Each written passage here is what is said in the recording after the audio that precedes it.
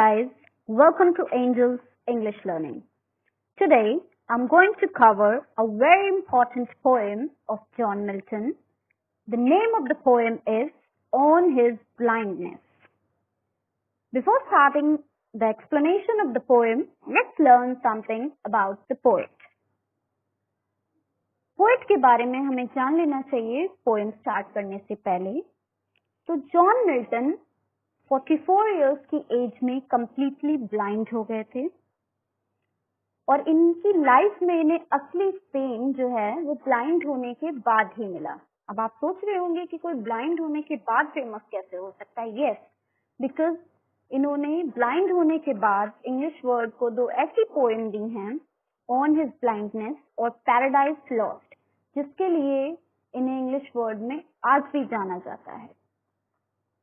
On his blindness इनकी 14 lines की एक सोनेट है। सोनेट एक पोएम का टाइप होता है, जैसे ओड होता है, बैलाड होता है, वैसे ही सोनेट होता है जिसमें 14 लाइन्स होती हैं। तो ये इनकी एक 14 लाइन्स की सोनेट है और इसमें ये बहुत ज्यादा गॉड फेयरिंग थे। भगवान में इन्हें बहुत ज्यादा आस्था थी, भगवान को ये बहुत ज्यादा मानते थे। इन्होंने इस पोएम में भगवान से बातें की हैं, भगवान से अपने मन की बातों को शेयर किया है। जब ये अंधे हो जाते हैं तो इन्हें भगवान से शिकायत होती है, इन्हें बहुत बुरा लगता है, क्योंकि ये सोच रहे थे कि भगवान ने जो इन्हें टैलेंट दिया है, जो गुण दिया है लिखने का, काव्य करने का, अब तो ये बेकार हो गया। फिर बाद में जबकि इन्हें बहुत ज्यादा भगवान पे आस्था होती है, इन्हें एहसास हो जाता है कि इनको भगवान से शिकायत नहीं करनी चाहिए और भगवान ने इन्हें जो कुछ भी दिया है उसमें इन्हें खुश रहने की कोशिश करनी चाहिए। उसी को इन्होंने इस पोएम में एक्सप्लेन किया है। This is a very motivational poem, इससे हमें प्रेरणा मिलती है। So let's start the explanation of the poem.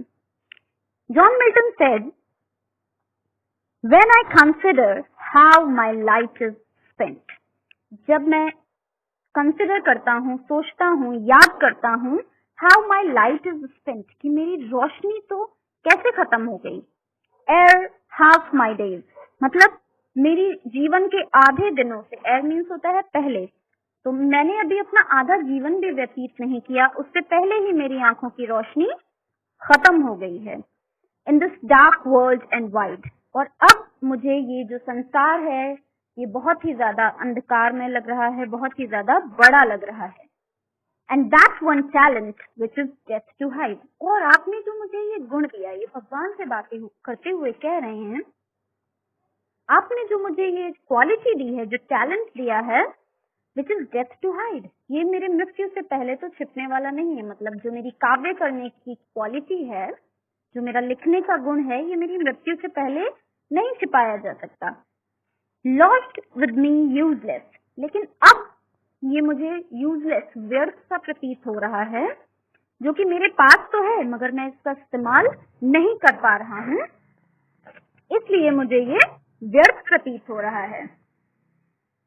Though my soul more bent, जबकि मेरी जो आत्मा है मेरी, वो और भी ज्यादा इच्छुक है कि मैं आपके लिए कुछ लिखूं, आपकी तारीफ में लिखूं, पर मैं अब अंधा हो चुका हूँ, इसलिए मैं स्वयं को असहाय, मजबूर समझ रहा हूँ, मुझे बहुत ज्यादा तकलीफ हो रही है। After that he said, to serve there with my maker.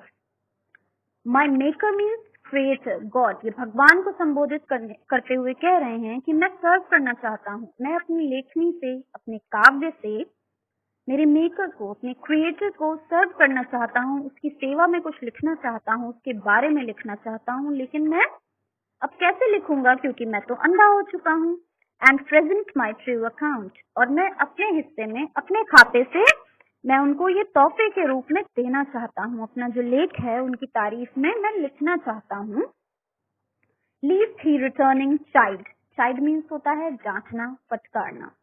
मुझे ऐसा लगता है कि जो टैलेंट मुझे आपने दिया है, भगवान ने जो दिया है, अगर मैं उसका इस्तेमाल नहीं करता हूँ और अपने साथ ही अपने जीवन में उसको ऐसे ही लेके चला जाता हूँ, व्यर्थ कर देता हूँ, बर्बाद कर देता हूँ, तो जब मेरे मेकर से मैं मिलूंगा तो निश्चित ही वो मुझे डांटेंगे, मुझे फटकारेंगे कि मैंने तुम्हें इतना अच्छा गुण दिया, इतनी अच्छी क्वालिटी दी और तुमने उसको व्यर्थ कर दिया, तुमने उसका इस्तेमाल ही नहीं किया, मानवता के लिए तुमने कुछ भी नहीं किया। इसलिए मुझे बहुत ज्यादा चिंता है कि मैं क्या करूं। After that he said, doth God exact day labor? फिर ये पूछ रहे हैं, सवाल कर रहे हैं, कह रहे हैं doth God exact day labor? doth means होता है does, तो क्या भगवान भी day labor मांगते हैं, मतलब दिन का परिश्रम मांगते हैं? doth means होता है does। light denied, उससे भी जिसके पास रोशनी नहीं होती है, उससे भी क्या वो उसी प्रकार के श्रम की उम्मीद रखते हैं जैसे कि वो एक नॉर्मल इंसान से रखते हैं? आई फॉन्डली आस्क, मैंने ये सवाल किया स्वयं से। But patience to prevent that murmur, लेकिन मेरे धैर्य ने मुझे जवाब दिया। पेशेंस मीन्स धैर्य। मेरे अंदर से, मेरे अंतर्मन से मुझे आवाज आई, to prevent that murmur. Murmur means होता है स्वयं से बुदबुदाना, स्वयं से बोलना। Soon replies, और जल्द ही मुझे मेरे ऊपर पूछे गए सवालों के जवाब मिल गए। God doth not need either man's work or his own gift. God does not need either man's work or his own gift. भगवान को किसी के भी गिफ्ट की जरूरत नहीं होती है, ना ही किसी खास तरह के परिश्रम की, किसी तरह की मेहनत की जरूरत होती है, या फिर अपने दिए हुए स्वयं के गिफ्ट की भी वो अपेक्षा नहीं करते अपने भक्तों से। Who best bear his mild yoke, they serve him best. जो उनके द्वारा दिए गए, माइल्ड मीन्स होता है मुलायम, जो उनके द्वारा दिए गए थोड़े बहुत छोटे मोटे दर्द, दुख, तकलीफों को, योक मीन्स होता है सजा, जो बहुत ही ज्यादा कठिन ना हो, तो ये उनके द्वारा, प्रभु के द्वारा दिए गए जो तकलीफों को धारण कर लेते हैं, खुशी खुशी अपना लेते हैं, वही वास्तव में भगवान के सच्चे भक्त होते हैं और भगवान हमेशा उनकी मदद करते हैं। इन्हें स्वयं यह एहसास हो जाता है कि मुझे भगवान से शिकायत नहीं करनी चाहिए कि मेरी आंखें चली गईं, मुझे भगवान की बुराई नहीं करनी चाहिए और मुझे स्वयं को भगवान की इच्छा के आगे समर्पित कर देना चाहिए, क्योंकि तभी मैं ईश्वर का सच्चा सेवक बन सकता हूँ। After that he said, his state is kingly, thousands at his bidding speed. His state, ये भगवान के बारे में बात करते हुए कह रहे हैं कि his state, उसकी जो स्थिति है वो राजा के समान है। भगवान की प्रशंसा करते हुए कह रहे हैं कि भगवान तो राजा के समान बड़े हृदय वाला है, भगवान तो दयालु है। thousands at his bidding speed, और उसके हजारों देवदूत जो हैं वो निरंतर उसकी आज्ञा से लगातार पूरे ब्रह्मांड में भ्रमण करते रहते हैं, इधर उधर घूमते रहते हैं अपने भक्तों को देखने के लिए, उनकी मदद करने के लिए। And post all land and ocean without rest. Land मतलब जमीन से लेके समुद्र तक निरंतर बिना आराम किए लगातार उनके जो देवदूत हैं वो घूमते रहते हैं, भ्रमण करते रहते हैं, अपने भक्तों की रक्षा करने के लिए वो अपने देवदूतों को भेजते रहते हैं। They also serve who only stand and wait.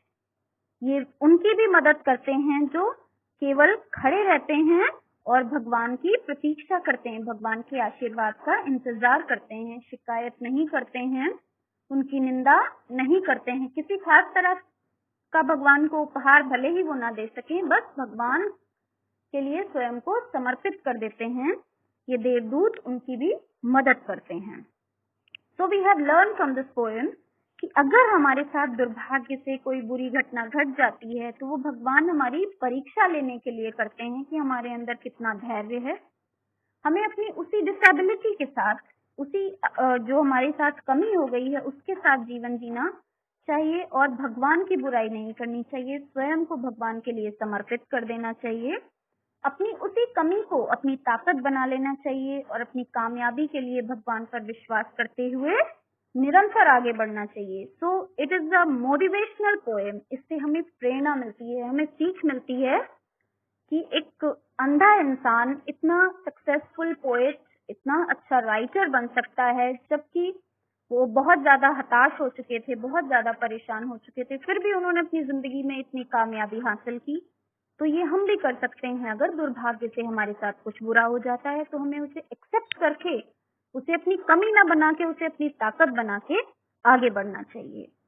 So if you got the explanation of the poem, if it was helpful for you, Please do like, share, and subscribe to my channel for more interesting explanation and videos. Till then, keep learning. Bye bye. Thank you.